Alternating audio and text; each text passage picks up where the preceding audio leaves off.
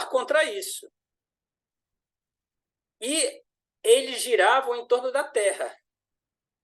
Mas quando Galileu consegue olhar para o céu e diz, olha, mas existem planetas que giram em torno de outros planetas, isso foi algo que ninguém nunca tinha visto. Na realidade, o que ele viu foram as 4 luas de Júpiter. Io, Calíope, Ganimedes e Europa, que só vão receber esse nome muitos anos depois, porque vocês viram que ele designou elas de estrelas mediceias. E aqui agora eu vou ler a introdução dele. Tá? E na introdução é a dedicatória, que ele vai fazer a Cosme II de Médici. Vamos lá, a dedicatória feita por Galileu. Ao Sereníssimo Cosme II de Médici, 4º Grão-Duque da Toscana.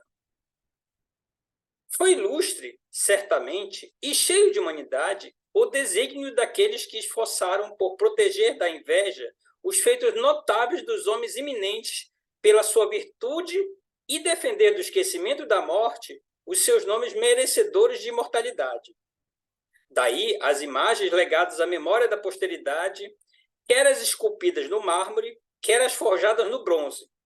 Daí as estátuas erigidas tanto as pedestres como as equestres. Daí as colunas e as pirâmides, como diz o poeta, discursos astronômicos. Daí, por fim, as cidades edificadas, distinguidas pelos nomes daquele que a posteridade reconhecida julgou deverem ser confiadas à eternidade. Tal é, com efeito, a condição do espírito humano que, se não é continuamente solicitado pela representação das coisas que, do exterior, nele rompe, toda lembrança se escoa facilmente para fora dele. Outros, porém, olhando a meios mais sólidos e mais duradouros, confiaram a celebração eterna dos grandes homens não à pedra e ao metal, mas ao cuidado das musas e aos monumentos incorruptíveis das letras. Mas por que relembro eu estas coisas como se o engenho humano, afeito a esses domínios, não tivesse ousado ir mais além? Com efeito, olhando mais adiante e compreendendo perfeitamente que todos os monumentos humanos acabaram por perecer sob a força do tempo e da velhice, concebeu símbolos mais incorruptíveis em relação aos quais o tempo voraz e a invejosa velhice não reivindicasse para si nenhum direito. E assim, passando para os céus, inscreveu naqueles conhecidos orbes eternos dos astros mais brilhantes os nomes daqueles que, por seus feitos ilustres e quase divinos, foram julgados dignos de desfrutar com as estrelas de uma vida eterna. Por isso, a fama de Júpiter, Marte, Mercúrio, Hércules e outros heróis por cujos nomes as estrelas são designadas não se apagará antes que o próprio resplendor das estrelas se extinga. Ora, essa invenção da sagacidade humana, nobre e admirável entre todas, caiu no esquecimento há muitos séculos, ocupando os antigos heróis essas brilhantes sedes e mantendo-as como que por direito próprio. Em vão a piedade de Augusto se esforçou por incluir Júlio César no seu número, pois quando ele desejou nomear como astro Juliano a estrela que tinha aparecido no seu tempo, daquelas a que os gregos chamaram cometa e que nós chamamos cabeleira, ela, desaparecendo pouco depois frustrou a esperança de tão grande ambição. Mas agora, príncipe sereníssimo, podemos augurar a Vossa Alteza coisas mais verdadeiras e mais felizes, pois mal começaram a brilhar na terra os imortais ornamentos da vossa alma, mostraram-se nos céus uns astros brilhantes que, como línguas, hão de narrar e celebrar por todo o tempo as vossas extraordinárias virtudes. Eis, pois, 4 estrelas reservadas para o vosso nome ilustre, e não são elas da multidão das menos notáveis estrelas fixas, mas da ordem ilustre das estrelas vagueantes, que, como movimentos sem dúvida diferentes, fazem os seus percursos e órbitas com uma velocidade maravilhosa em torno da estrela de Júpiter, a mais nobre de todas elas. como sua autêntica descendência, enquanto todas juntas, em mútua harmonia, completam as suas revoluções cada 12 anos em torno do centro do mundo, isto é, em torno do próprio Sol. Aqui você já vê algumas características que vão permear o que falavam de Galileu, tá? Observem que ele é bom entender o que significa o termo planetas. Planeta quer dizer errante. É esse a tradução do termo. E é curioso que, olha, ele usa o termo em torno do próprio Sol aqui. E mais à frente, por muitos, ele vai ser chamado de copernicano. Mas não é essa obra que vai fazer com que ele seja perseguido no futuro, tá? Vamos lá. Na verdade, parece que com argumentos claros, o próprio Criador dos astros me exortava a designar esses novos planetas pelo nome ilustre de Vossa Alteza, de preferência todos os outros. Efetivamente, do mesmo modo que essas estrelas, como digna de descendência de Júpiter, nunca se afastaram de seu lado, senão por pequena distância. Assim, quem ignora que a clemência, a bondade de espírito, a gentileza das maneiras, o esplendor do sangue real, a majestade no agir e a amplidão da autoridade e mando sobre os outros, todas essas qualidades que acharam domicílio e sede em Vossa Alteza, quem, digo eu, ignora que tudo isso emana da benigna estrela de Júpiter, segundo ordem de Deus, que é a fonte de todo o bem. Foi Júpiter, digo eu, que no nascimento de Vossa Alteza, tendo já passado pelos vapores turvos do ângulo ocidental a partir de sua casa real, desse sublime trono olhou sobre o vosso nascimento afortunado e derramou todo o seu esplendor e grandeza sobre o ar mais puro, a fim de 3 vezes que o vosso pequeno e terno corpo, juntamente com a vossa alma, adornada já por Deus com os mais nobres ornamentos, aurisse com seu próprio sopro todo esse poder universal e autoridade. Mas por que uso argumentos prováveis, quando posso tudo deduzir e demonstrar a partir de razões necessárias? Aprove a Deus Todo-Poderoso que eu não fosse julgado indigno pelos vossos sereníssimos pais, que a tarefa de instruir Vossa Alteza nas ciências matemáticas, tarefa que cumpri nos passados 4 anos, na altura do ano em que é mais habitual descansar dos estudos mais severos. Quanto a isto, visto ter eu, por evidente ação divina, a felicidade de servir Vossa Alteza e por isso receber de mais perto os raios de vossa inaudita clemência e benignidade, será porventura uma surpresa que eu sou vosso súdito não apenas por desejo, mas também por origem e natureza, tivesse o meu espírito de tal modo inflamado que, dia e noite, não pensassem quase nada mais do que em tornar conhecido quão grato estou para convosco e quão desejoso de promover a vossa glória. E assim, uma vez que sob os vossos aspíssimos, sereníssimo cosmo, descobri essas estrelas desconhecidas de todos, isso é uma verdade. De todos os anteriores astrônomos, decidi, com todo direito, adorná-las com muito augusto nome de vossa família. Se fui o primeiro a descobri-las, quem me negará o direito de também lhes atribuir o nome e a chamar estrelas mediceias? Então, foi assim que foram o primeiro nome dessas 4 luas de Júpiter. Ele disse que ele deu o nome de estrelas mediceias, esperando que tanta dignidade seja adicionada a esses astros, por essa designação, como foi conferida a outras estrelas por outros heróis. Pois, sem falar dos vossos sereníssimos ancestrais, de cuja glória eterna todos os monumentos da história dão testemunho, apenas o vosso mérito, supremo herói, pode garantir a essas estrelas a imortalidade do nome. Quem de fato duvidará que, por grande que seja a expectativa que suscitastes com os mais auspiciosos começos do vosso reino, não só a mantereis e defendereis, mas a havereis de superar por larga margem, de modo por larga margem, de modo que, uma vez vencidos os vossos pares, vos confronteis convosco e dia a dia vos superarei a vós e a vossa grandeza. Recebei, pois, clementíssimo príncipe, esta honra ligada à vossa família, que os astros vos reservavam, e desfrutai durante muito tempo estas bênçãos divinas trazidas até vós, não apenas pelas estrelas, mas por Deus, o Criador e moderador das estrelas. Em Pádua, no 4º dia antes dos idos de março de 1610. O mais leal servo de Vossa Alteza, Galileu Galilei. Eu poderia dizer que isso aqui é uma carta onde alguém pede um emprego, na realidade. Tá? É um currículo vitae. Galileu Galilei, com essa dedicatória, conseguiu realmente um cargo público.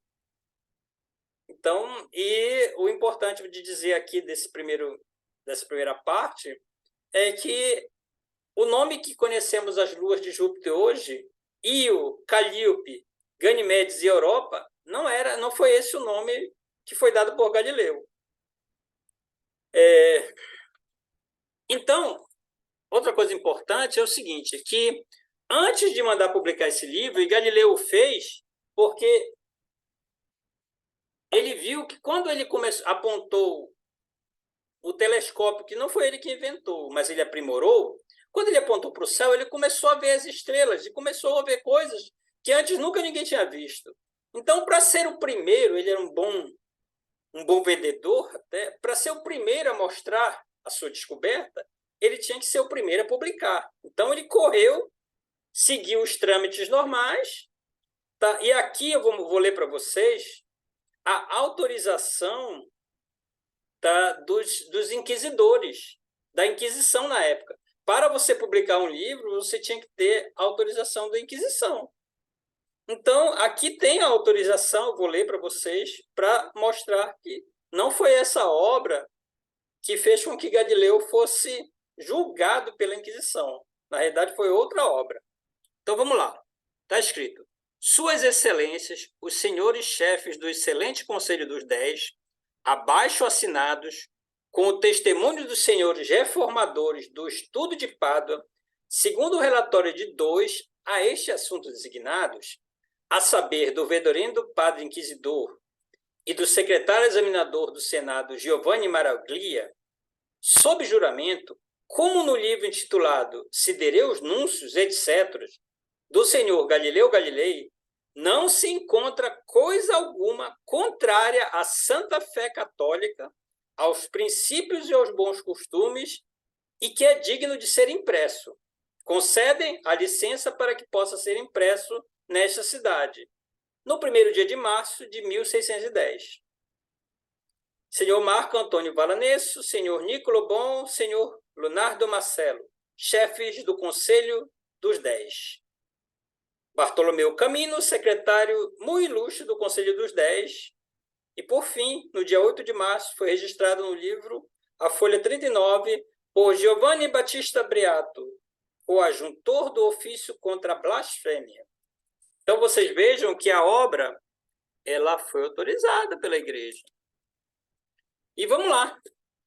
Eu vou ler aqui uma parte e eu costumo fazer o seguinte, eu gosto de ler essas obras fazendo, vamos dizer, pequenas explicações do texto, mas sem fugir muito deles, porque o meu objetivo é que as pessoas ouçam a obra do jeito que ela foi escrita e cada um tire a conclusão que quiser. Então, a tradução portuguesa é de Henrique Leitão, e é uma das traduções que temos, que é reconhecida pela academia, e aí cada um interprete da sua maneira. Eu vou fazendo pequenas explicações porque é importante mostrar o contexto no qual foi escrita a obra. Então, vamos lá. A folha 1, mensagem astronômica, que contém e apresenta as recentes observações feitas com uma nova luneta da superfície da Lua, da Via Láctea e das nebulosas, de inumeráveis estrelas fixas e ainda de 4 planetas, designados por astros de Cosme, nunca até hoje vistos. Realmente. Ele nunca ninguém tinha visto essas luas de Júpiter. E ele designou da forma como a gente está falando aqui, astros de corte. Grandes coisas, na verdade, são as que proponho neste pequeno tratado para que sejam examinadas e contempladas por cada um dos que estudam a natureza. Coisas grandes, digo, pela própria excelência do assunto, pela sua novidade absolutamente inaudita e ainda por causa do instrumento com o auxílio do qual elas se tornaram manifestas ao nosso sentido.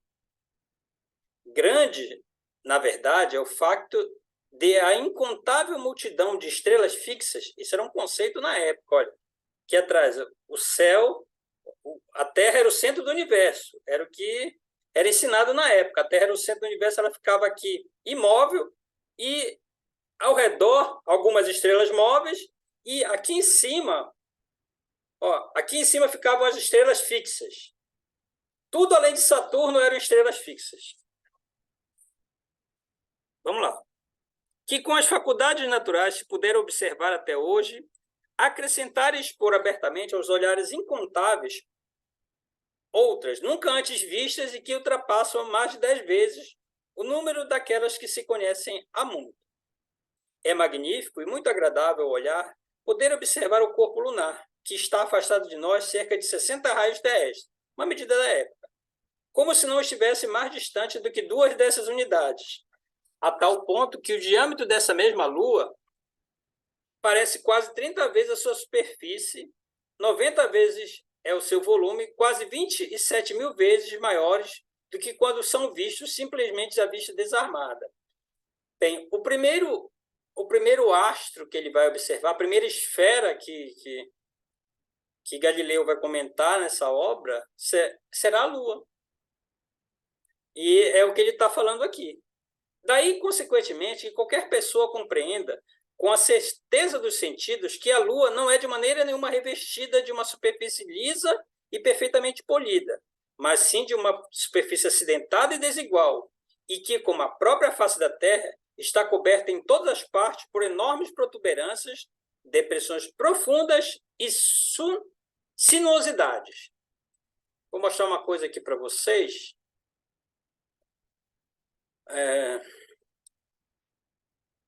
O que Galileu ele viu? O que ele...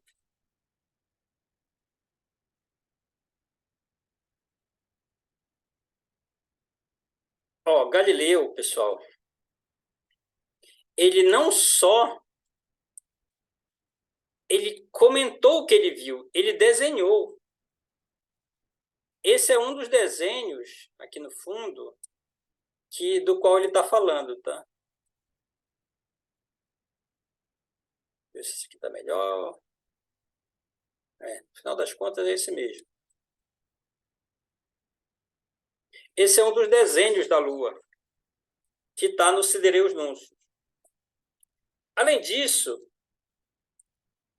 não parece coisa de somenos ver eliminando as controvérsias acerca da galáxia ou Via Láctea e ter revelado a sua natureza aos sentidos, quanto mais a inteligência. E será maravilhoso e sumamente belo demonstrar claramente, como se apontando com um dedo, que a substância dessas estrelas, que até o presente todos os astrônomos chamavam nebulosas, é muito diferente do que até agora se pensou. Mas aquilo que excede imensamente toda admiração e o que especialmente nos impeliu a dar notícia a todos os astrônomos e filósofos é que descobrimos 4 estrelas errantes. Era assim que eram chamados os planetas, né? Ele chamava de estrelas errantes. Que errante quer dizer planeta. Nem conhecidas nem observadas por ninguém antes de nós, que, tal como Vênus e Mercúrio em torno do Sol, têm os seus períodos em torno de um certo astro insigne, entre os números dos conhecidos, ora o precedendo, ora o seguindo, e nunca ficando afastadas deles para além de certos limites. Todas essas coisas foram descobertas e observadas há alguns dias, por meio de uma luneta concebida por mim, depois de ter sido iluminado pela graça divina. Vocês podem ver a técnica que Galileu usa, ele não revela que ele está falando de Júpiter aqui. Então, ele tenta esconder aqui um pouco para criar esse clima. Coisas talvez mais excelentes serão descobertas com o tempo, ou por mim ou por outros. Por isso que ele correu para publicar. Com a ajuda de um instrumento semelhante, cuja forma e construção, assim como as circunstâncias de sua invenção, mencionarei brevemente em primeiro lugar, e depois resumirei a história das observações feitas por mim. Então, vou mostrar para vocês que, no primeiro momento, ele vai contar a história de como ele aperfeiçoou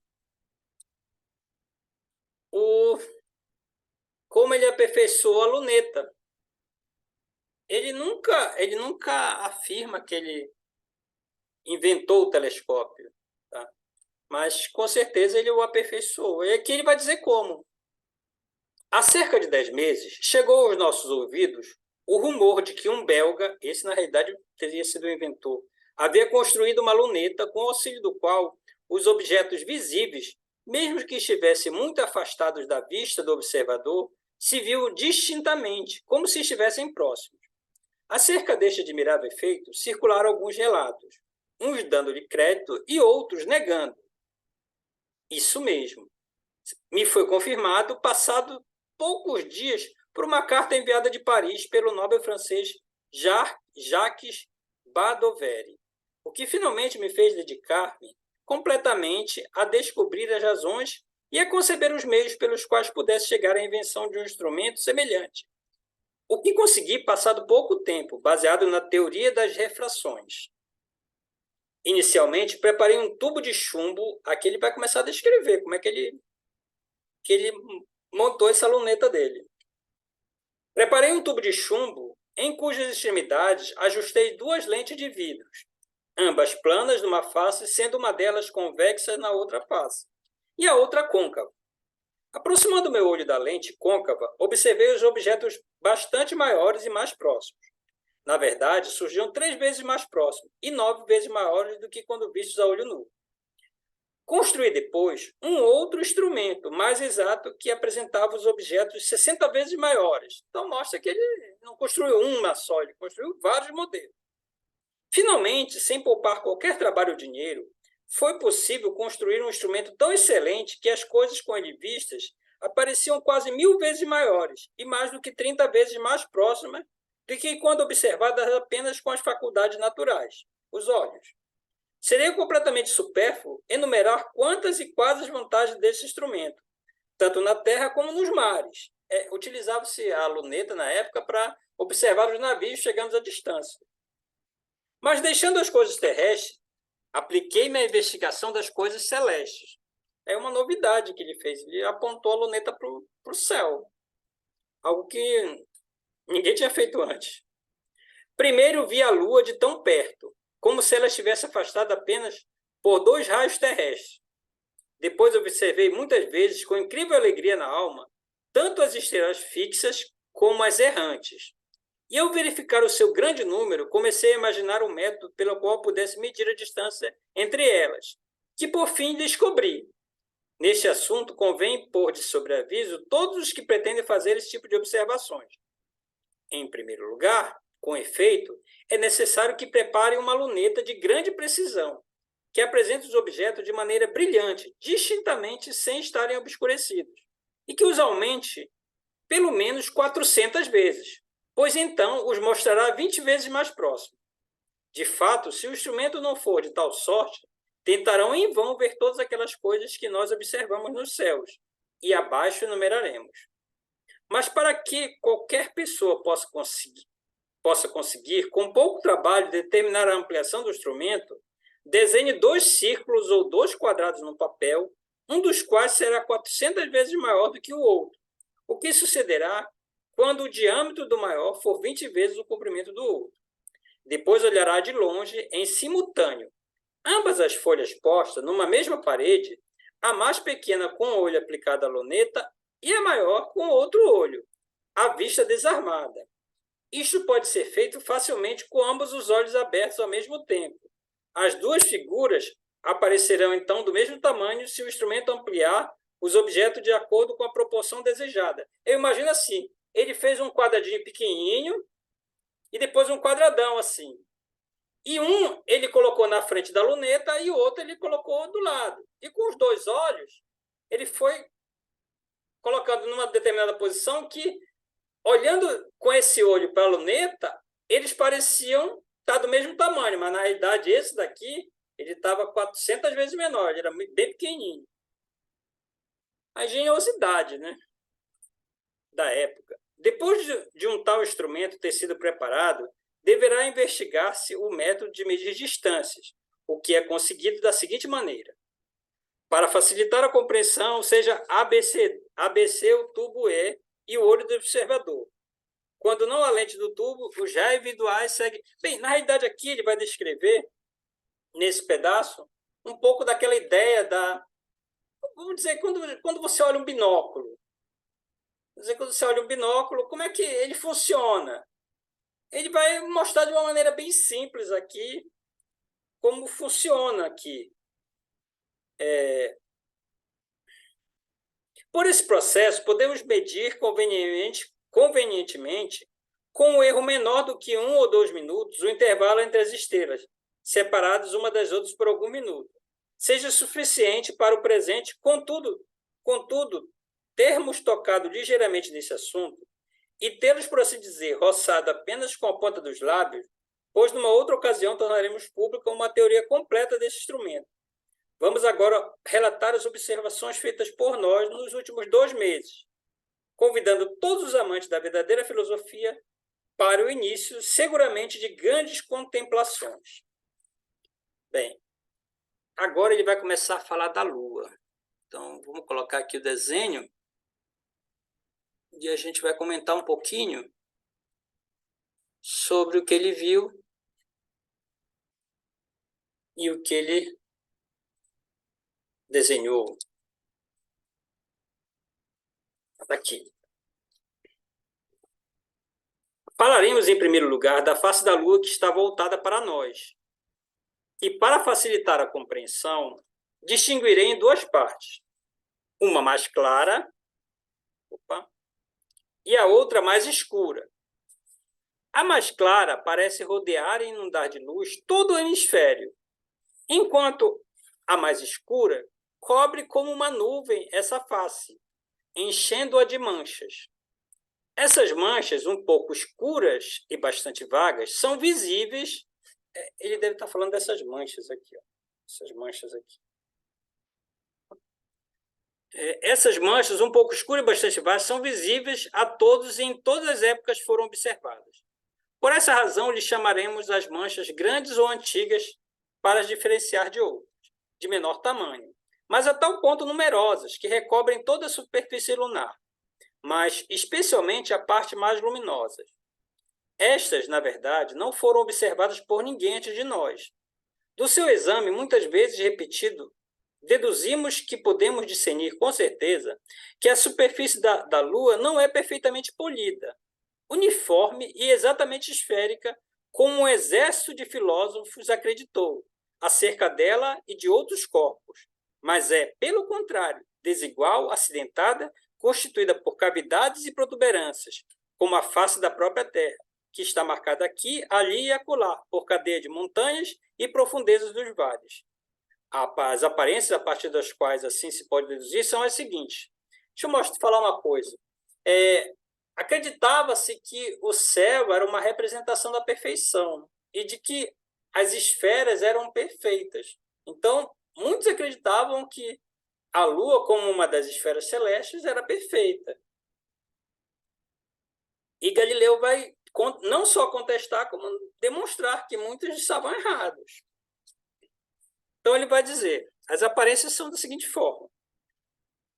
No 4º ou 5º dia após a conjunção, quando a Lua se nos apresenta com cornos resplandecentes, o limite que separa sua parte escura de sua parte luminosa não se estende regularmente, seguindo uma linha oval, como sucederia num sólido perfeitamente esférico, mas traça uma linha desigual, acidentada e notavelmente sinuosa, como a figura que ao lado mostra. Então, essa aqui é uma das figuras que ele desenhou. Com efeito, uma espécie de excrescências brilhantes estendem-se em grande número na parte escura, para lá da fronteira entre a luz e as trevas, e, ao contrário, pequenas partes escuras avançam para dentro da parte luminosa. Além disso, também uma grande quantidade de pequenas manchas enegrecidas, completamente separadas da parte escura, espalham-se por quase toda a extensão já inundada pela luz do Sol, com exceção, todavia, daquela parte que tem as grandes manchas grandes e antigas. Ora, notamos logo que essas pequenas manchas têm todas e sempre em comum que a sua parte enegrecida está virada para o Sol, enquanto, do lado oposto ao Sol, estão coroadas de extremidades mais luminosas, como arestas resplandecentes. Ora, temos na Terra uma visão totalmente semelhante no momento do nascer do Sol, quando dirigimos o nosso olhar sobre os vales que ainda não estão banhados de luz e as montanhas que os cercam resplandecentes. Já do lado oposto ao Sol, e tal como as sombras das cavidades terrestres diminuem à medida que o Sol se eleva, assim também essas manchas lunares perdem as suas trevas à medida que a parte luminosa cresce. Então, na realidade, o Galileu está descrevendo aqui uma lua que é observada com muito detalhe. Então, ele está observando o movimento da luz na lua e ele faz uma comparação, como se nós estivéssemos observando um vale onde o Sol vai se movimentando no céu e as sombras vão mudando de posição. É o que ele está descrevendo aqui. Na verdade, não se vê apenas que na Lua a fronteira entre as trevas e a luz é desigual e sinuosa, mas o que suscita ainda mais espanto, que um enorme número de pontos brilhantes aparece no seio da parte escurecida da Lua, completamente separados e desligados da zona iluminada e afastados dela por um intervalo que não é pequeno. Esses pontos aumentam pouco a pouco, passado algum tempo, em grandeza e luminosidade, e passada 2 ou 3 horas, juntam-se ao resto da zona brilhante, que então aumentou. Entretanto, contudo, mais e mais pontos, como que pululando daqui e dali, iluminam-se na parte escura, aumentam e finalmente unem-se à superfície luminosa, que agora está ainda mais dilatada. A mesma figura mostra-nos o exemplo disso. Ora, não é verdade que a Terra, antes do nascer do Sol, quando a sombra ainda cobre as planícies, os cimos dos montes mais elevados estão iluminados pelos raios solares, e que após um curto intervalo de tempo, a luz se espalha, iluminando as partes médias e mais largas desse monte. E por fim, quando o Sol já se levantou, não se juntam as iluminações das planícies e das colinas umas às outras. Na Lua, todavia, este contraste entre as elevações e as depressões parece excederem muito a desigualdade do relevo terrestre, como mostraremos mais adiante. Então, como eu falei, imagine que você está olhando um vale que tem várias montanhas ao redor. E, à medida que o Sol vai se movendo no céu, a luz também vai modificando a visão que você tem daquele vale. É como ele está observando aqui. Isso é algo inédito para o tempo, porque todo mundo achava que a Lua representava uma esfera perfeita. Então, isso contradiz um pouco essa ideia. Entretanto, não quero de maneira nenhuma passar em silêncio um facto digno de atenção, que observei quando a Lua avançava para a primeira quadradura, e acerca do qual o mesmo desenho precedente dá uma imagem. Um enorme golfo tenebroso, com efeito situado para o lado do corno inferior, insinua-se na parte luminosa, tendo observado durante muito tempo esse golfo sombreado e vendo-o todo mergulhado na escuridão. Finalmente, passada cerca de 2 horas, começou a despontar uma espécie de cume luminoso, um pouco abaixo do meio da cavidade. Crescendo pouco a pouco, apresentava uma forma triangular e estava ainda completamente separado e desligado da zona luminosa.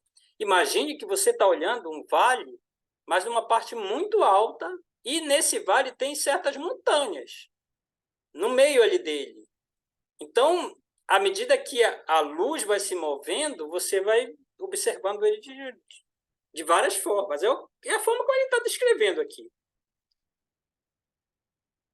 Logo depois, começaram a brilhar em torno dele 3 outras pequenas pontas, até que, quando a Lua tendia já para o ocaso, essa figura triangular estendeu-se e ampliou-se, para finalmente se unir ao resto da parte luminosa, e como um enorme promontório, sempre rodeada dos 3 picos brilhantes já mencionados, irrompeu no golfo escuro.